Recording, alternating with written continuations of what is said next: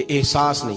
اگر احساس ہونے لگے پھر شوق بیدار ہوتا ہے, پھر انسان کسی کو کچھ دے کے راضی ہوتا ہے, پھر اس کا. حضرت حذیفہ بن یمان رضی اللہ تعالیٰ عنہ فرماتے ہیں, یہ حدیث امام غزالی لائے اور اپنی سند کے ساتھ لائے. حضرت حذیفہ بن یمان رضی اللہ تعالیٰ عنہ فرماتے ہیں, میں نبی پاک صلی اللہ علیہ وسلم کے ساتھ ایک سفر میں تھا, گرمی بڑی شدید تھی.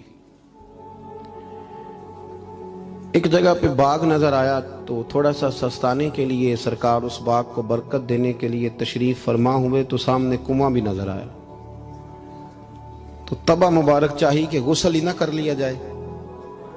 کہتے ہیں حضور سید عالم علیہ السلام کنویں کے قریب چلے گئے غسل فرمانے کے لیے, تو کپڑوں سمیت سرکار غسل فرما رہے تھے. پھر بھی مجھے فرمایا کہ ذرا چادر تان کے نہیں کھڑے ہو جاتے. یہ نا زیادہ شرم والا ہوتا ہے کھلا لباس, اس میں زیادہ احساس ہوتا ہے. یہ گرمی آتی ہے نا تو سمجھدار آدمی بھی خالی بنیان میں گھومنے لگتا ہے, سیاںا بندہ بھی اچھا نہیں لگتا, تہذیب کے مطابق نہیں. ہماری وزاداری جو ہوتی ہے وہ باہر نہیں, گھر کے اندر بھی ضروری ہوتی. بیٹیاں ہیں, بہنیں ہیں, گھر کے اندر بڑا اچھا رویہ انسان کا ہو تاکہ خوبصورتیاں اور خوشبوئیں بکھریں. کپڑوں سمیت غسل فرما رہے ہیں, اور حضرت حذیفہ بن یمان کہتے ہیں میں چادر تان کے کھڑا ہو گیا. سرکار تھوڑے سے غسل کے بعد فرمانے لگے, حذیفہ گرمی بڑی تھی, نہانے میں بڑی لذت آ رہی ہے. تو میں تھوڑا اور نہ نہاؤں. تو میں نے کہا حضور میری تو نوکری قبول ہو رہی ہے, میرے لیے تو سعادتیں. کہتے ہیں سرکار نے تھوڑا غسل کیا, حضور بس کرنے لگے. تو میں نے عرض کی, میں نے کہا یا رسول اللہ میری خواہش ہے کہ تھوڑا اور غسل فرمائیں. سرکار نے تھوڑا اور غسل کیا. میں نے کہا حضور اور کریں. کچھ دیر حضور غسل کرتے رہے. تکمیل غسل پر میں بڑا راضی تھا, کلیجہ بڑا ٹھنڈا تھا کہ آج میری خدمت قبول ہوئی, آج مجھے حصے میں یہ سعادت آئی. کہتے ہیں جب میں فارغ ہوا نا تو حضور فرمانے لگے چل اب تو بھی غسل کر, تو بھی غسل کر اب. تو میں غسل کرنے لگا تو فرمایا ادھر دیکھنا میری طرف. یہ ہمارے ہاں نا کچھ لوگ بن کے بیٹھ گئے, اور انہوں نے سمجھا کہ شاید چونکہ میں لیڈر ہوں, شاید میں سربراہ ہوں, اور باقیوں پر لاگو ہے کہ میری گاڑی کے پیچھے دوڑے اور میرے نعرے لگائیں. دیکھو جب انسان انسانوں کے اندر احساس پیدا کرنے کی طرف دیکھے گا تو سب سے پہلے میرے محبوب کی زندگی سے درس حاصل کرے گا. سرور کائنات صلی اللہ علیہ وسلم نے کہا غسل کرو. کہتے میں غسل کرنے لگا تو محبوب فرمانے لگے چادر مجھے دو, میں تان کے کھڑا ہوتا ہوں. کہتے ہیں میرے تو پیروں تلے زمین نکل گئی. میں نے کہا یا رسول اللہ صلی اللہ علیہ وسلم مہربانی فرمائیں آپ یہ نہ کریں. تو حضور نے فرمایا تو نے کیا ہے نا تو میں کیوں نہ کروں. کہتے ہیں اب حضور نے حکم دیا تو میں نے چادر سرکار کو پیش کر دی. حضور تان کے کھڑے ہو گئے تو میں جلدی سے غسل کر کے فارغ ہو گیا. میں نے کہا حضور نہا لیا ہے. فرمایا حذیفہ مجھے گرمی لگ رہی تھی تو تمہیں بھی لگ رہی ہوگی نا, صحیح کر کے غسل کرو. کہتے ہیں میں غسل کر چکا, یارو ذرا اس کی لذت تو محسوس کر لو. کوئی حرج نہیں یار, اگر کوئی کام ہمیں کبھی اپنے ہاتھ سے کرنا پڑ جائے کوئی مسئلہ نہیں. اگر آسمانوں پہ چلو گے تو زمین والوں سے پیار نہیں بڑھے گا, اور اگر زمین والوں کے بیچ رہو گے پیار کرو گے تو محبتیں بڑھیں گی. حضرت حذیفہ بن یمان کہتے ہیں کہ میں پھر تھوڑی دیر غسل کے بعد عرض کی حضور کر لیا غسل. تو کہتے ہیں اب سرکار نے میری طرف غور سے دیکھ کر فرمایا حذیفہ دو حرفی بات ہے, جتنی دیر میں نے غسل کیا تم بھی اتنی دیر ہی کرو گے, اور کرو گے تو بات ختم ہوگی ورنہ یہ بات ختم نہیں ہوگی. حضرت حذیفہ بن یمان فرماتے میں نہا بھی رہا تھا اور مدینے والے رسول پہ درود و سلام بھی پیش کر رہا تھا. دیکھو اگر یہ شدت آئے نا, دیکھیں میں اکثر دوستوں سے کہا کرتا ہوں کہ میرے جیسے آدمی کو نا بن جاتی ہے عادت سٹیج پہ بیٹھنے کی. آپ یقین کریں بن گئی ہے, مثال نہیں دے رہا, صحیح کہہ رہا ہوں. اب کئی دفعہ ایسے ہوتا ہے کہ بہت ساری محافل میں نا چاہیے نا بندہ پیچھے بیٹھ جائے, لیکن وہ ایسی جو نجی جو اساتذہ کی ہیں, جو بزرگوں کی ہیں, جن میں بڑے بیٹھے, ان میں بھی کئی دفعہ شک ہونے لگتا ہے کہ آگے ہی جانا ہے, حالانکہ نہیں جانا. اور کئی ایسے چودھری صاحب, پیر صاحب, صوفی صاحب ہوتے ہیں جو گردن اٹھا اٹھا کے نقیب محفل کو دکھاتے ہیں کہ میں آ گیا ہوں, کر لے اعلان کسی طریقے سے. پھر آپ تنگ ہوتے ہیں. پھر دیکھیں نا اس محفل کا بھلا مہمان خصوصی میں تو نہیں ہوں, اس میں محفل کے تو مہمان خصوصی وہ ہیں جنہوں نے یہاں جھاڑو دیا ہے, جنہوں نے لوگوں کو دعوت دی ہے, اور جو بیٹھ کے دائیں بائیں دیکھ کے بڑے راضی ہو رہے ہیں دل ہی دل میں کہ دیکھا ہماری محفل کتنی کامیاب ہوئی. ذوق پیدا ہو رہا ہے، شوق پیدا ہو رہا ہے۔ ہم اگر احساس کرنے لگیں، تھوڑا سا بیچ رہنے لگیں لوگوں کے، حسن پیدا ہوگا، پیار بڑھے گا، بھائی کے ساتھ رشتہ مضبوط ہوگا، دوستوں کے ساتھ تعلق مضبوط ہوگا۔ یہ جو ملازم چھوڑ کے چلا جاتا ہے نا، اس کو 5,000 زیادہ ملتا تو نکل جاتا ہے، اس کی وجہ یہ تھی کہ آپ کا اس کے ساتھ رشتہ مضبوط نہیں تھا۔ اگر تعلق مضبوط ہو جائے، مولا علی شیر خدا، مولا کائنات حضرت مولا علی شیر خدا کرم اللہ تعالی وجہ الکریم کا خادم کہتا ہے مجھے ایک دن فرمانے لگے، یعنی خادم کو، غلام کو فرمانے لگے یار کپڑے تیرے بھی پرانے ہو گئے ہیں تو میرے بھی ہو گئے، چل خریداری کرنے نہ چلیں۔ کہتے مجھے لے گئے بازار اور 2 جوڑے حضرت علی نے خریدے، ایک خاصا مہنگا تھا، ایک سستا تھا۔ میں سمجھ گیا کہ مہنگا آقا کا ہے اور سستا غلام کا ہے۔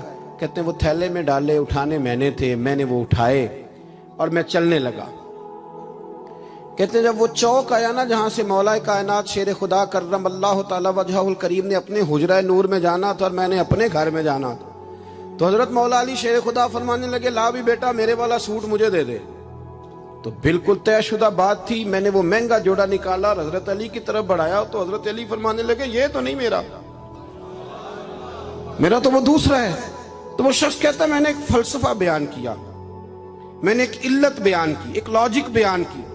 میں نے کہا حضور یہ آپ رکھیں اور یہ جو سستا ہے یہ میں رکھتا ہوں۔ فرمایا وجہ؟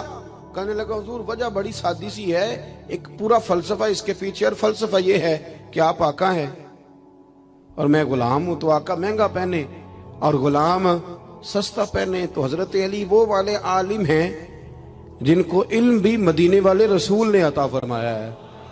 تو آپ حکم بھی کر سکتے تھے کہ نہیں تو لا میں نے وہی پہننا ہے، حکم بھی کر سکتے تھے، لیکن اس نے دلیل دی تھی نا، دلیل دی تھی نا، تو پہلے اس کی دلیل کو توڑنا ضروری تھا۔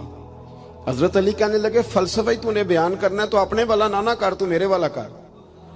اس نے کہا حضور کیا مانا؟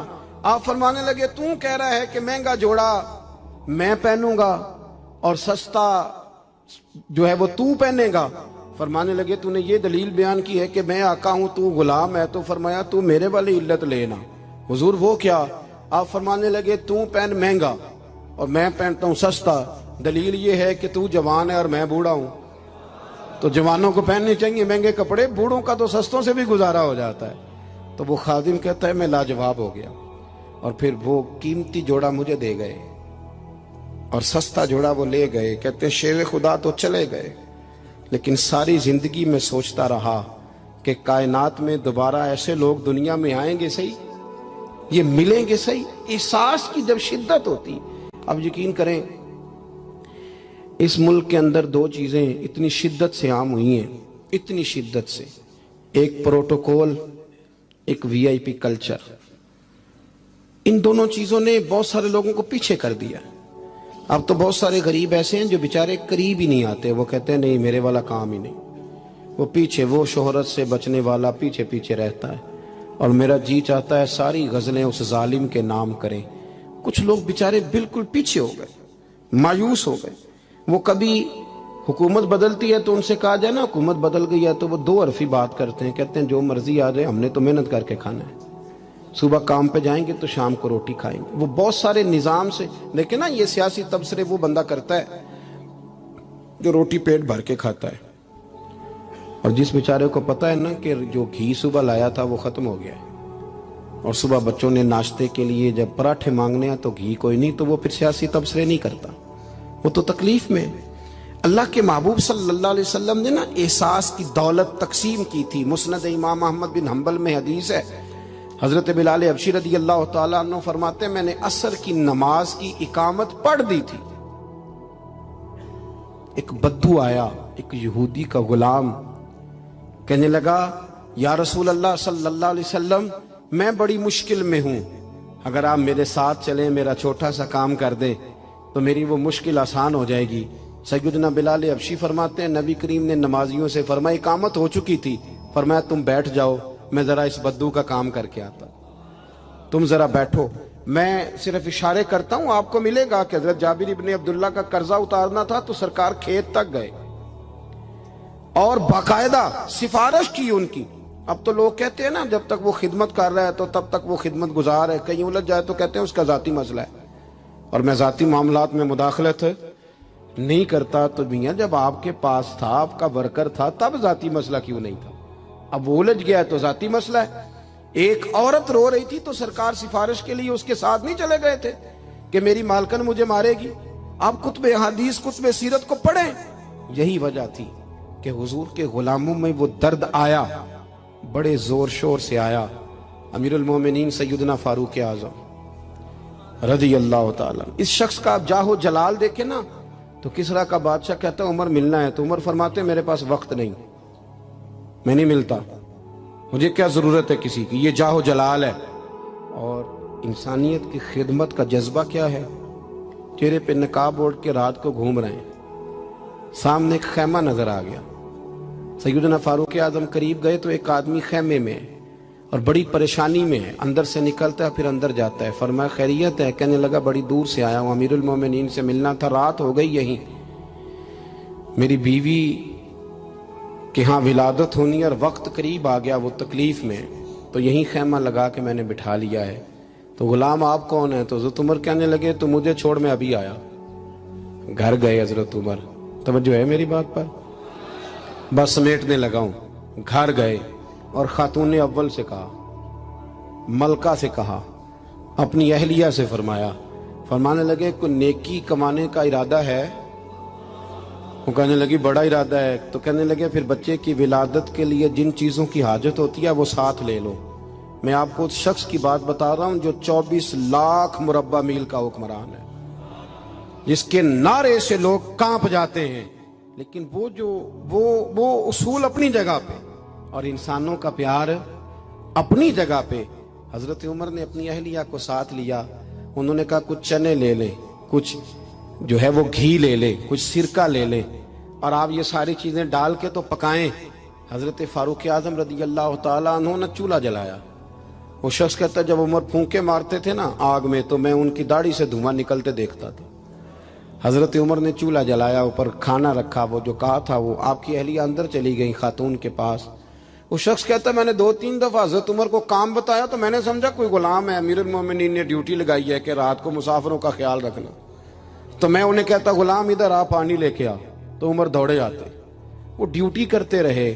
جب بچے کی ولادت ہو گئی تو اندر سے جناب عمر کی اہلیہ بولی، کہنے لگی امیر المومنین مبارک ہو، اللہ نے آپ کے دوست کو بیٹا دیا ہے۔ وہ شخص کہتا ہے میرے ہاتھ میں پیالہ تھا، دھڑام سے گرا، میں نے تو عمر کا جلال سنا ہوا، میں نے کہا آپ امیر المومنین ہیں، آپ عمر ہیں، آپ کیا خیال ہے آپ کا؟ لوگ باتوں سے بڑے ہوتے ہیں، کردار انسان کو بڑا کرتا ہے، کردار اسے زندہ رکھتا ہے، کردار اسے جینے کا ڈھب اور حوصلہ دیتا ہے۔ حضرت فاروق اعظم سے کہنے لگے آپ عمر ہیں؟ جناب فاروق اعظم کہنے لگے ہاں میں عمر ہوں، تمہیں ضرورت کی ساری چیزیں میں نے دے دی ہیں، باقی صبح آنا اور جس کام تم آئے ہو وہ بھی کیا جائے گا۔ اس نے پیر پکڑ لیے، امیر المومنین مجھ سے غلطی ہو گئی۔ فرمایا اٹھ میرے سینے سے لگ، تجھ سے غلطی نہیں ہوئی، تیری وجہ سے اللہ نے مجھے نیکی کمانے کی توفیق عطا کر دی ہے۔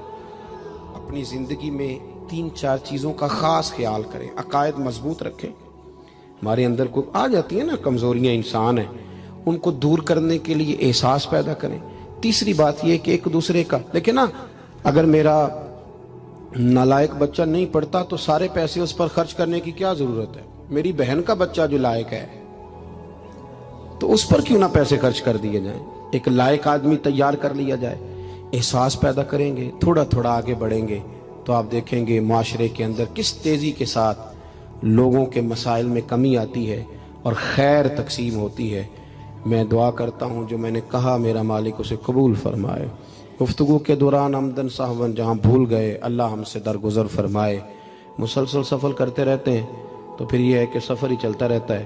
صبح 11 بجے کے نکلے ہوئے، اللہ تعالیٰ آپ کو جزائے خیر دے۔ جب آپ ملنے کے لیے آتے ہیں تو کئی دفعہ وہ اتنی شدت ہو جاتی ہے کہ بعض لوگوں کو تکلیف پہنچتی ہے۔ اسی پر انشاءاللہ اجازت لیں گے، اللہ نے موقع دیا، پھر ملاقات ہوگی۔ آخر دعوانا ان الحمدللہ رب العالمین۔ اللہم صلی علی سیدنا مولانا محمد معدن الجود والکرم وآلہ وبارک وسلم۔ ربنا آتنا فی الدنیا حسنۃ وفی الآخرۃ حسنۃ وقنا عذاب النار۔ مالک جن دوستوں نے اتنا خوبصورت اہتمام کیا ان کی کوشش کو قبول فرما، ہم جتنے یہاں حاضر ہوئے ہیں ہماری حاضری کو مستجاب فرما۔ اے مالک کریم امت مسلمہ کے حق میں رحمت والے فیصلے فرما۔ اللہ برما کے مجبوروں کی مدد فرما، کشمیر اور فلسطین کے مظلوموں کی مدد فرما۔ مالک کریم پاکستان کو نظام مصطفیٰ صلی اللہ علیہ وسلم کا بنا۔ اے اللہ ہمارے گناہوں کو معاف فرما، ہماری غلطیوں سے درگزر فرما، علم نافع عمل صالح کی توفیق عطا فرما، مسجد کا پیار عطا فرما، قرآن پاک سے محبت عطا فرما، دروازہ رسول صلی اللہ علیہ وسلم کی سچی گدائی اور غلامی نصیب فرما۔ مالک ہمارے بیماروں کو شفا دے دے، مقروضوں کو بارے قرض سے رہائی عطا فرما دے، جو تنگ دست ہیں انہیں وسعت رزق دے دے، بے اولادوں کو اولاد صالح عطا فرما۔ مالک کریم جو لوگ دنیا سے چلے گئے ان کی کامل مغفرت فرما، ہم جو موجود ہیں ہمیں توبہ کی توفیق عطا فرما، ہم سب کا خاتمہ بالخیر بالایمان فرما۔ اللہم انا نسألک العفو والعافیۃ فی الدین والدنیا والآخرہ، رب اغفر وارحم وانت خیر الراحمین، وصلی اللہ تعالی علی حبیبہ سیدنا و مولانا محمد۔